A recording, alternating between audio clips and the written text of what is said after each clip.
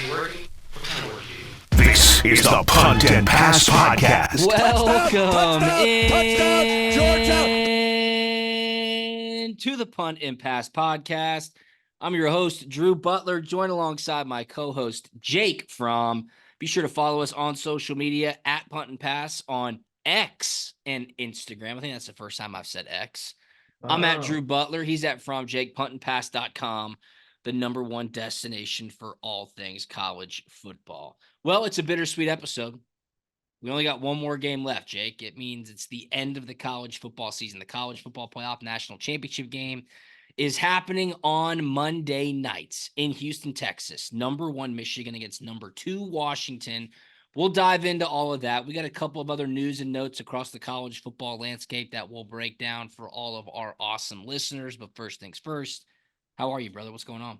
Yeah, man, doing great, doing pretty good. Can't complain. I'm just thinking it's so bittersweet, man. All good things must come to an end.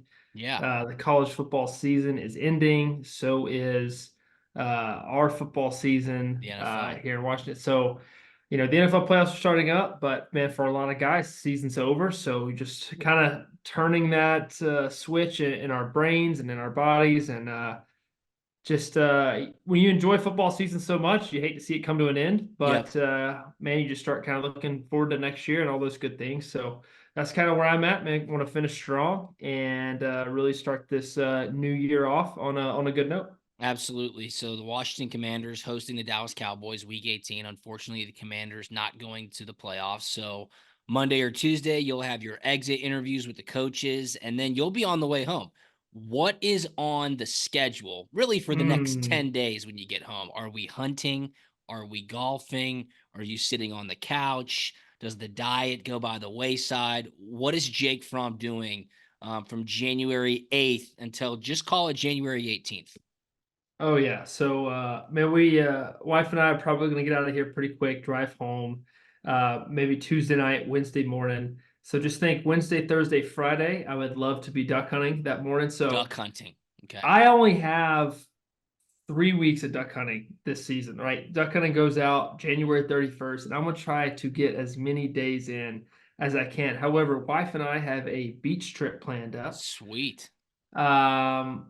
Coming up pretty soon. Little baby moon action. Little Is that what baby that is? moon Okay, action yeah. also coming up here in January. So we're getting ready for that. Want to catch some rays, get some vitamin D. And it's just something me and her have always enjoyed, just getting out, get to the beach. She loves it. So we're going to get back from that and then try to crush out some more duck hunting. So you can kill as many finish up. ducks as you want. Is there any limit, or can you just blast away? Yeah, so in Georgia and most of the other states, I believe it's 6 ducks a day. Now, what species of ducks you can kind of play with Gotcha. how you get to your full limit bag. It's a little bit different in different states depending on what you can do. But yeah, you can kind of play with those numbers. Get 6 ducks. Usually in Georgia, you're going to shoot your 3 wood ducks and be about done because there's not that many other species of ducks that fly frequently around. But man, it's fun. I enjoy it. Get to be with the guys. Sweet. And if it flies, it dies. Maybe I'll come join you one day if I'm lucky Come enough on. to get the invite. Again, Come on. if you want to imagine the Wedding Crashers scene of I don't even know what the F That's Quill good. looks like, that would be me standing next to you hunting Oh, that'd be ducks, good. I guess. Ducks. So, yeah, we have a good weekend coming up.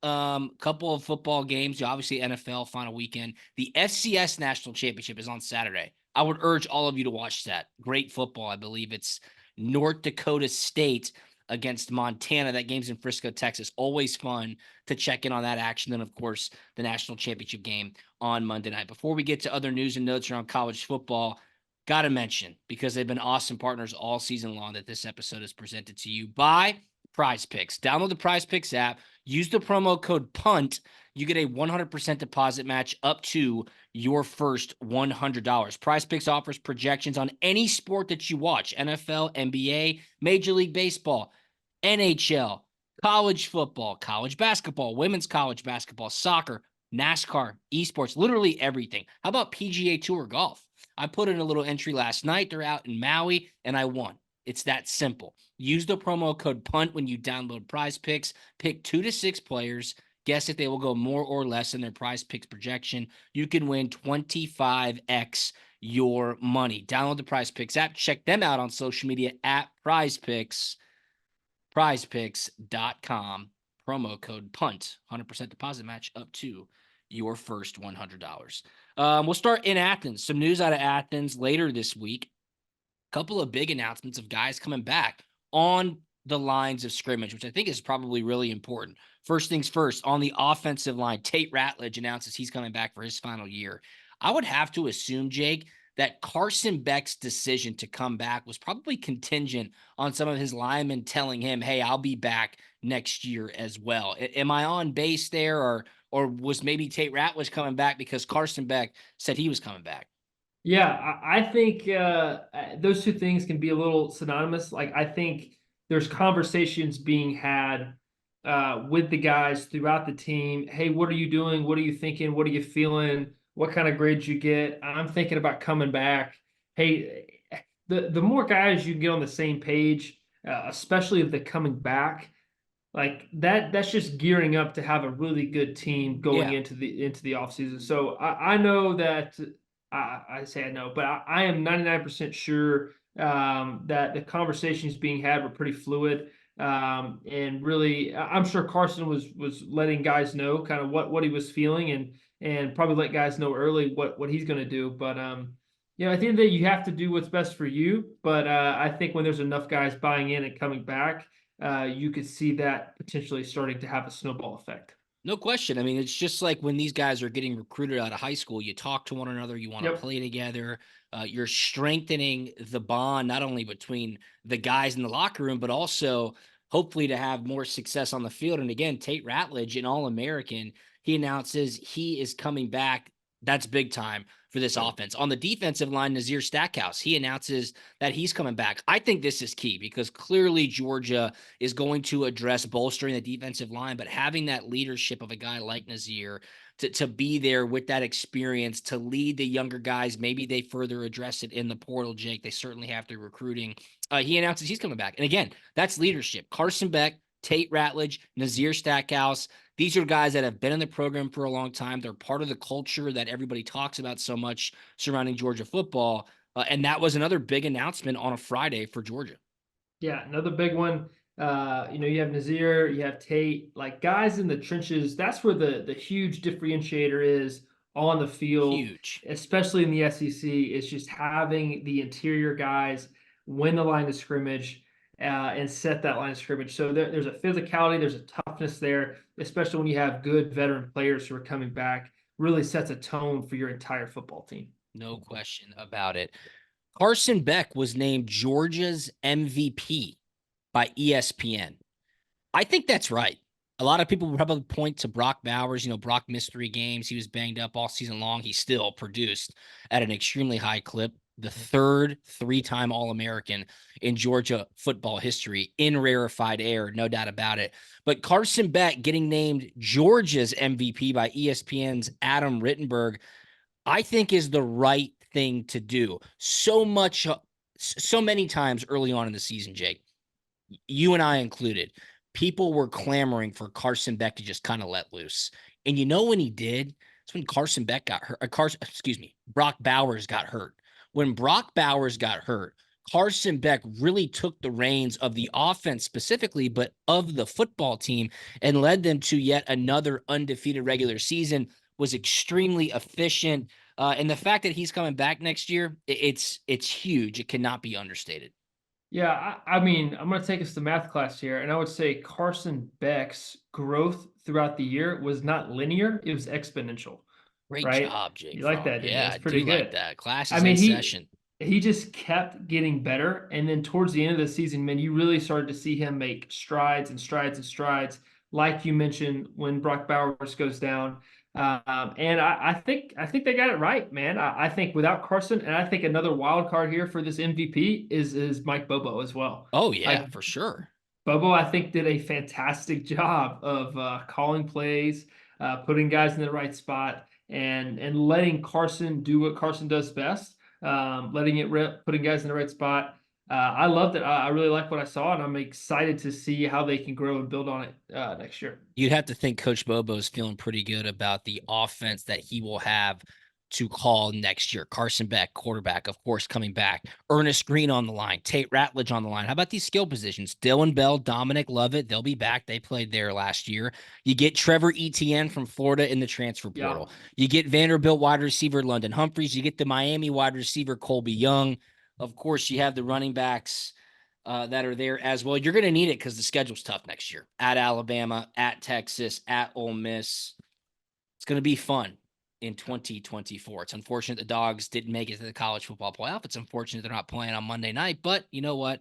They'll get another chance next year. All right, before we keep moving on, let's stick to Georgia for one more thing. I will just briefly mention, speaking of next year, Georgia has opened up as the early favorite in Las Vegas to win the 2024 college football playoff. I believe they are plus 500. They're 5-1. Right behind them is Alabama, then Ohio State, then Texas, then Michigan. So Georgia, the odds-on favorite to win the college football playoff next year already, before this year's college football playoff national championship has been played. The one thing that I did want to get to, because this made waves earlier in the week, Julian Humphrey, a defensive back at Georgia who was a highly recruited 5-star that has been at Georgia and played a little bit. He announced he was going into the transfer portal. Okay, kind of come to expect that, right? Didn't get a lot of playing time, maybe didn't break through, maybe thinks he can go find greener pastures. 48 hours later, Jake, he announces he's not going to go transfer. He's going to stay at Georgia. He tweeted out or Instagrammed a picture of him with his family and Coach Muschamp. So obviously he was essentially, it seems like he was re-recruited to stay where he already is. The reason I bring this up is because his teammates roasted him on his Instagram, roasted him in the comments. I'm reading them from my phone. Tyke Smith comments, This is Julian Humphrey announcing he's staying at Georgia. I'm reading from my phone. Tyke Smith, what the hell? Troy Bowles, come on, cuz. Javon Bullard, man, are you leaving or not? Cry face emoji. Roderick Robinson, man, what you got going on? I mean, this is hilarious. Kendall Milton, bro, what? Cry face, cry face, cry face. Daniel Harris, cry face, WTF. Very funny stuff. Kamari Lassiter, this MF here, cry face, Lil Bros. They are roasting this guy for going into the portal and then announcing 48 hours later, I'm not leaving. Again, it just speaks to the culture at Georgia. Are you going? Are you not?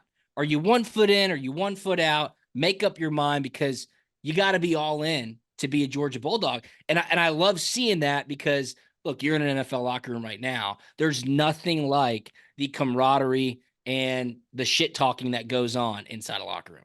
Yeah, no, there's nothing like it. If you've been blessed enough to be a part of that and know what that's like, it's a special deal. If you haven't, I'm sorry, there's nothing else that I know of yet in this world that compares to it. Yeah. And man, guys are gonna be guys, and gonna kind of rip on players, and it's just part of the good and the fun that all comes with it. But yeah, I think sometimes guys don't even know where they're at. Sometimes they think the grass is greener on the other side. Maybe he got a little jingle in his pocket.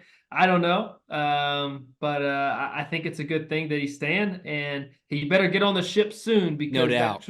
that 2024 national championship ship is going to be leaving here soon with the winter workouts and the winter conditioning. So better get ready, better get your mind right, because the clock is about to start. No question about it. So really funny. And I will just say this, you may or may not agree with me. I'd love your thoughts. Every single locker room that I've been in, I feel like, from high school to Georgia to the NFL, the defensive backs, the DBs, they are by far and away the funniest.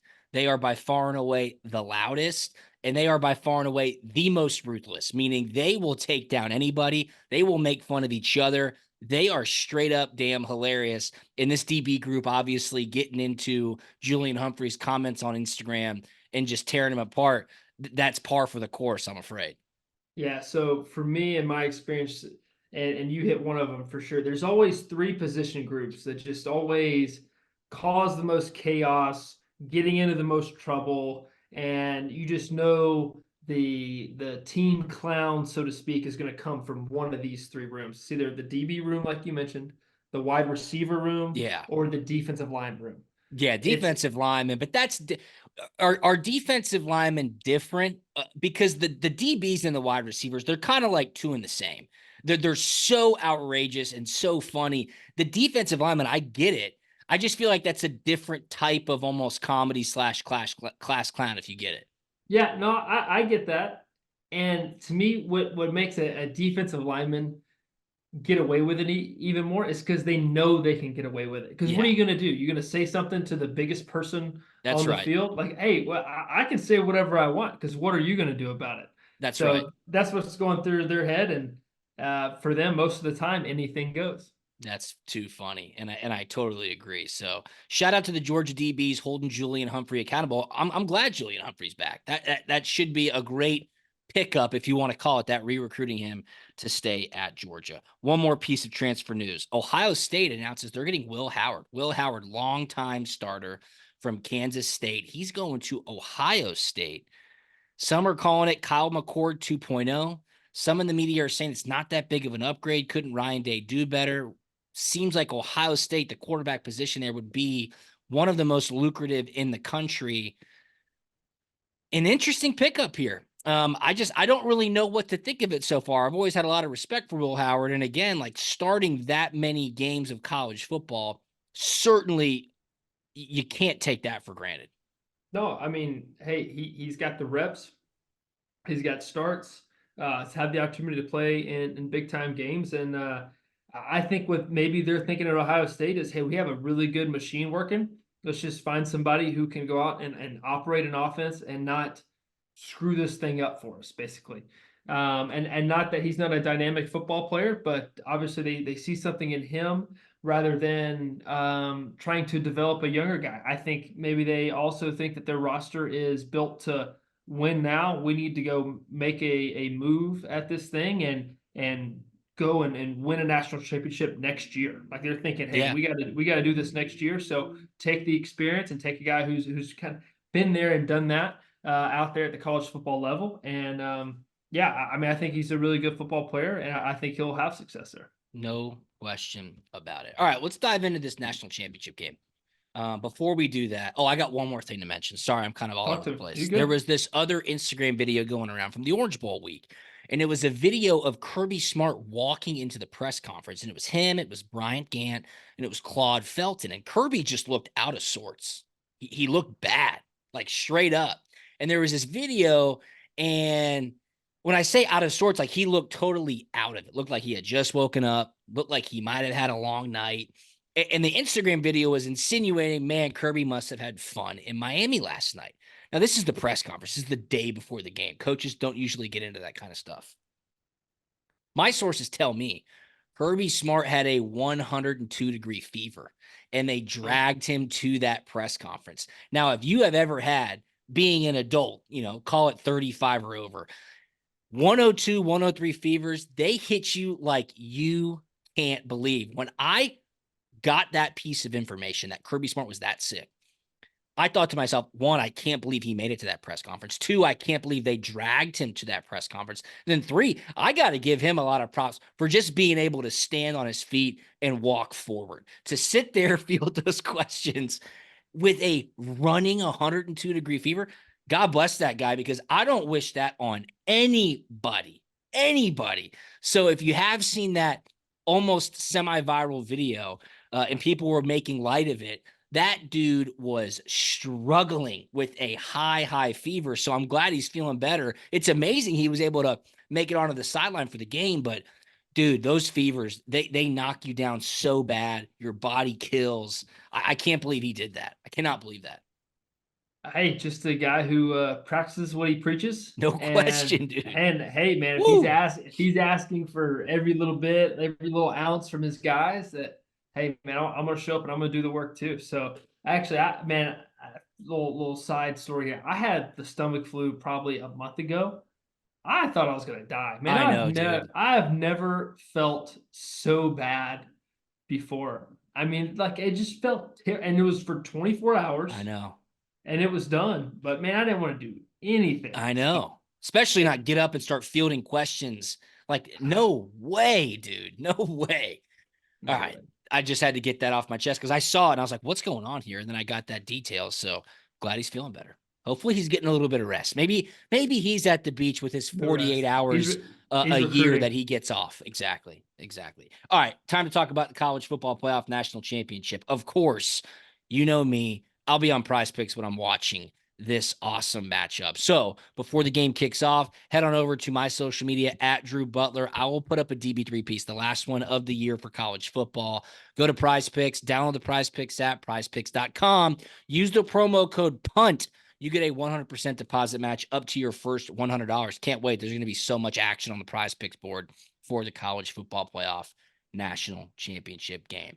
Monday night, January 8th, 8 p.m., Houston Texans, NRG Stadium. Number 1 Michigan against number 2 Washington. Jake, it's the first time since 2019 that the college football playoff national championship has consisted of the number 1 and number 2 teams. Right now, Michigan is a 4.5-point favorite. That number has held steady all week long. The total is 56.5 points, so a little bit higher. A lot of ways to look at this game. The first question I want to ask you is this, because you actually experienced this. Michigan won in a highly emotional overtime Rose Bowl game. Now they have to go back to Ann Arbor. Now they have to prepare for Washington. Then they have to travel to Texas. Okay. You and Georgia won a highly emotional overtime Rose Bowl game against Oklahoma. Then you had to go back to Athens, prepare for Alabama. Luckily, that game was in Atlanta. Is there anything to take from that much emotion going into that semifinal game? Michigan took a huge monkey off their back as well, finally getting to the national championship. That would make you think maybe they burn the ships in the semifinal game, or do you like how this team is built to say this is going to be a great matchup? Yeah, I mean, you just threw me back thinking about that moment, and I mean, you almost couldn't even enjoy it because I remember Kirby yelling, "Get on the plane! Get on the plane! We got to go home! We got to go home!" Because he wanted the competition never stops for him. He wanted to beat Alabama and or Clemson into bed that night. They're Yeah. playing in the Sugar Bowl after us. Obviously, it's a shorter flight home from there, but he wanted to beat them by getting more rest and getting in bed earlier that night. So that's all I remember from the Rose Bowl game. We talk about an emotional win for Michigan as well. You can't let it exhaust you, right? You know you have a week, and at some point, man, you gotta come back down to normal base, to normal feeling, and operate on a normal week, and then slowly let this thing creep up to the magnitude that it's going to. But if you start on Tuesday and Wednesday of taking it up to 150%, you're going to absolutely wear yourself out. So mentally, you just kind of slow play it just a little bit, and let each and every day slowly prepare you more and more and more for what this game is going to be like. 'Cause it's going to be a long game. Mm-hmm. It's going to be down the wire, Yeah. four-quarter game, and it's going to mentally and physically absolutely drain you, and emotionally as well. And you would have to think that Jim Harbaugh is kind of in that same ilk as Kirby Smart from a maniacal standpoint of wanting to uncover every advantage you possibly can. Um, Even in his post-game press conference. And I thought Michigan players did a really good job. There was a huge celebration. Of course they rushed the field. Like, obviously. Every single one of them said, we have one more game to play, right? Like, yeah, you're going to celebrate. You just accomplished something. You just beat Alabama. You're going to the national championship. But as soon as the microphones got stuck in their face, they said, we got one more game to play. And Jim Harbaugh did the same thing. So I would think he took that same approach as well after the Rose Bowl game. That would negate my initial thought of, is there an advantage to Washington? Yeah, they played a great game as well. Texas tried to come back, but it was not as emotional as maybe that Michigan win was. There was a great clip that was going around earlier of Greg McElroy. Greg McElroy has his podcast. It's called Always College Football on the Omaha Productions Network. And he was talking about one of his encounters with Jim Harbaugh. It's back in 2015. Harbaugh had just taken the Michigan job, and he saw Harbaugh at a media days. And Greg's been with ESPN, I think, since the beginning of the SEC network. Harbaugh comes up to him and is like, "Hey, Greg, sir, are you done playing?" Greg's like, "Yeah, I finished up a couple of years ago, decided that this is how I wanted to stay involved with the game. I wanted to go into broadcasting. I love it. I get to stay involved with college football, and it's been great." And Greg's telling the story, and he goes, Harbaugh looks at me and goes, "Oh, so you don't love football?" And Greg's like, "Well, what do you mean? Like, I love football. That's why I'm in it. I get to stay involved." And he's like, No. You don't love football. If you love football, you play. And when you no longer play, you coach. And then when you no longer coach, you die. That's what McElroy's saying. He said, and Harbaugh was being dead ass serious. It's like, oh, you clearly don't love football if you get out of the game in any capacity, whether it's not playing or coaching. I thought that was very funny. And it is in line with some of the Jim Harbaugh stories that you hear all around. I've got one quick one. I don't want to talk your head off, but it was week 17. It was week 17 back then, last game of the season, 2014. Harbaugh, last game as the San Francisco 49ers coach. You got me? 49ers out of the playoffs. Arizona Cardinals in the playoffs, and we were a wild card team, so we were playing the next week. Jim Harbaugh played with my dad at the Chicago Bears. He was his holder, actually, for a couple of years. Well, Pre-game, I'm warming up. What is that, an hour and a half before kickoff? The punters and kickers go out there and warm up. So I'm warming up, and I'm on the opposite side of the field. There's nobody on the field. This is way before the game. Jim Harbaugh, the head coach of the San Francisco 49ers, stands right next to me, Jake. He has a timer. He is timing my punts. He's asking me about my parents. How's your dad doing? Oh, yeah, how's your dad doing? Nice punt. Timing my punts an hour and a half before the game. I was like, dude, what are you doing? The head coach of the opposing team. Granted, he had some family connections, but he's a different cat, man. He's a different cat. And a lot of people could guess as to what he's going to do after the game Monday night. A lot of rumors out there that he may go to the NFL. So sorry to go off on a tangent, but you just brought it to me with the Kirby Smart. Get on the bus. We got to get to sleep. We got another game to play. Yeah, I don't want to throw my position coach under the bus at all, but Tavita Pritchard, he was at Stanford, played with Andrew Luck, and then he continued to stay on staff there, coached under Harbaugh as well. So he's very familiar with Harbaugh, got a lot of Harbaugh stories from his time there with him. But yeah, everything that I've heard and seen so far has been on par with the stories and the experiences that he shares with us in the quarterback room. So I don't know if you saw it, but somebody interviewed Harbaugh's parents. Yes, unbelievable. After the game. Unbelievable. Hilarious. Spitting image of Jim Harbaugh. One of the most all-time interviews ever, I thought. And immediately I get it. I send it into the quarterback group message. And Jacoby has got a screenshot from where he had sent it to Coach literally like 30 minutes before. So just hilarious. They're identical twins, just 30 years apart. Yeah. That is insane. Who's got it better than us? Nobody. It's great. Think about this though. Harbaugh could very well obviously win the national championship. John Harbaugh could very well win the Super Bowl, the Baltimore Ravens. I mean, the Harbaughs could be on top of the football world. Oh yeah. Which would be unbelievable. Oh yeah. All right, let's talk about the game. What do you think's going to happen?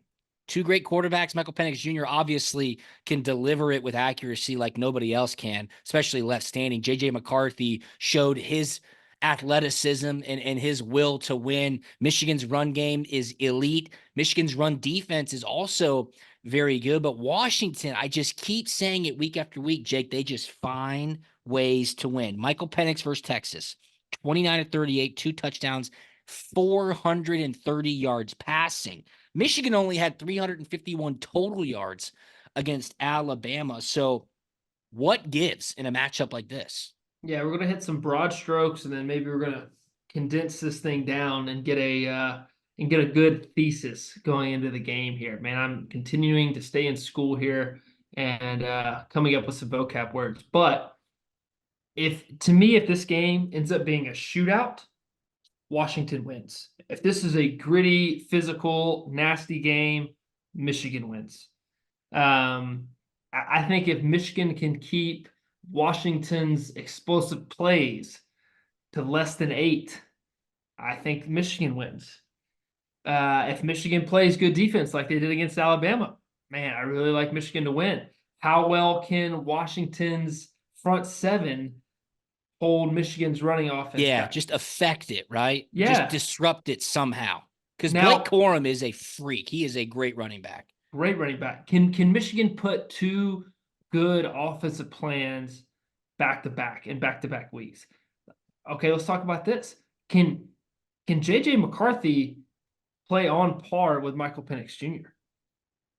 In the passing game, or simply being as effective as needed. Because Yeah, I think playing as good as Michael Penix would essentially be, don't let Michael Penix touch the ball that much. Like, yeah, grind the game out. You cannot give Washington with those elite wide receivers, Rome Odunze, Jalen McMillan, Jalen Polk. Like, those guys are going to get theirs. There's no doubt about it. They do it week after week.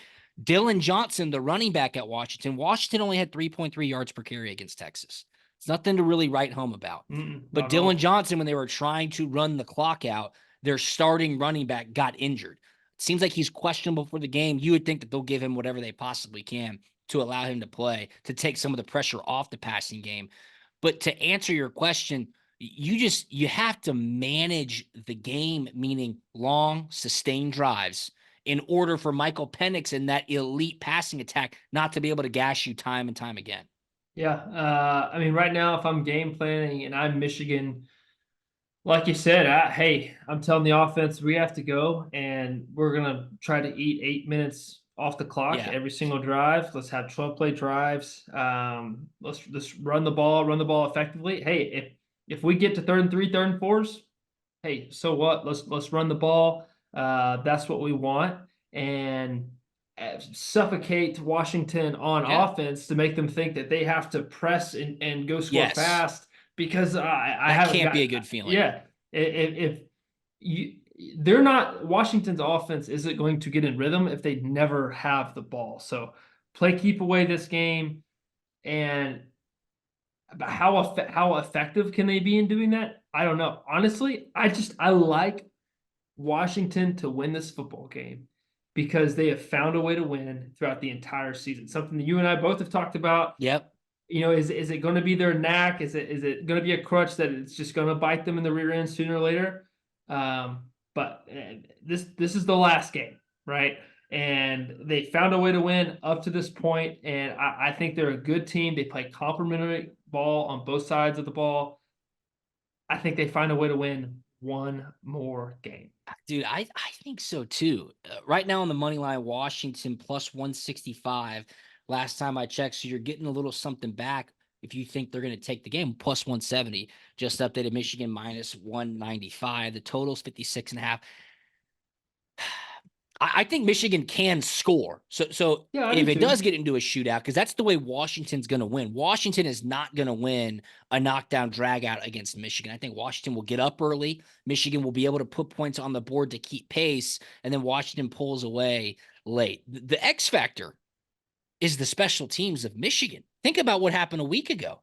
Yeah, Fumbled a punt, okay, gave up 7 points, missed a field goal, yeah. botched an extra point, and then late in the game, the great forgotten play when the Almost guy, a safety to lose it. I mean, what the hell was that dude thinking? The rule is toes on the 10-yard line, If you back up, let it go. You there don't is no backing up. You don't back up. It's over your exactly, head. You let it go. exactly, exactly. And he backed up on the 5-yard line, tried to catch it, fumbled it, recovered it, even made a better play by hanging on to it.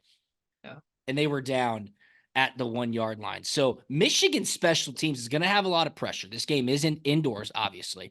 They're going to have a lot of pressure on them because they're going to have the feeling of we can't screw this up for our defense and for our offense, who have been highly effective. 4.5 is too many points. Give me the 4.5 points. I just think this game come down to the wire. I think it's going to be a fantastic matchup. Crazy to think this is the Pac-12's last game. Yeah. As a football conference. So Monday night at 12:30 a.m., or call that Tuesday morning at 12:30 a.m., 1 a.m., the Pac-12 football will cease to exist. It's over. It's crazy to think. It is So crazy. what to think. happens then if Washington wins it will be a great storyline. Pac-12 wins a national title on the way out. But does the Big Ten then absorb that national title? Because it's like when the Big Ten is going to be marketing and advertising, of course they're going to add USC's national titles into their total national title count. So it'll be in the Pac-12 for a good 24 hours, and then boom, it's going into the Big Ten. Crazy to think. Do conferences get money bonuses for? Yeah, but that's all going to the Pac-12 for those Okay. specific reasons. That's correct. Yeah. Just thinking about that. I want the good feel good story of the Pac-12 going out on top. I just think it'd be good. I think it'd be neat. Why the Pac-12 is disbanding? I guess I get it. Yeah. But I like a little bit of history and order and a little bit of tradition, I guess. Yeah. When you're watching college football at 11:45 p.m. on a Saturday night, you're watching Pac-12 football. No more. Exactly. And no more. What's your score prediction? Give me a score prediction before we let you go. So I did say earlier in the pod that if Washington wins, it's probably going to be a shootout. So I think let's go 38-31 Washington. Wow. So over the total, 38 points on a defense that is allowing probably around 10 points a game. I like 31 Washington, 28 Michigan. That's what That's good. That's good too. 31-28. So be a great game. We'll have one more episode of Punt and Pass for you after the national championship game. If I can sneak in Jake Fromm between his duck hunting expeditions, we'll get a nice little recap, talk about whatever else is going on in the college football world. I got you slated, Coach. I got you good, slated. Tuesday morning. There you go. I got you a window, Coach. I love it. Well, I'll definitely get that on the books because we might have some Harbaugh news to break. We might have some other news on some transfers or some coach openings, because once that Michigan job opens up, if it does, watch out. They're going to go after whoever they want. That is a bit. I think so too. And then who gets the LSU job? So Jake Fromm, he knows where I'm going for those rumors that are out there right now. But national championship game going to be a good one. Again, please download the Prize Picks app. Make the national championship viewing experience even better and profitable with Prize Picks. Download the Prize Picks app. Use the promo code PUNT. You get a 100% deposit match up to your first $100. Pick 2 to 6 players. Guess that they will go more or less in their Prize Picks projection, and you can win 25x your money. Again, promo code PUNT, prizepicks.com, at Prize Picks on X and Instagram. I'm at Drew Butler. He's at From Jake, at Punt and Pass, puntandpass.com. Mr. Fromm, anything on the way out, my man? No, get your popcorn. Tune in. It's going to be a good game down to the wire. Absolutely. Have a great weekend, everybody, and we will talk to you on Tuesday. See ya. We out.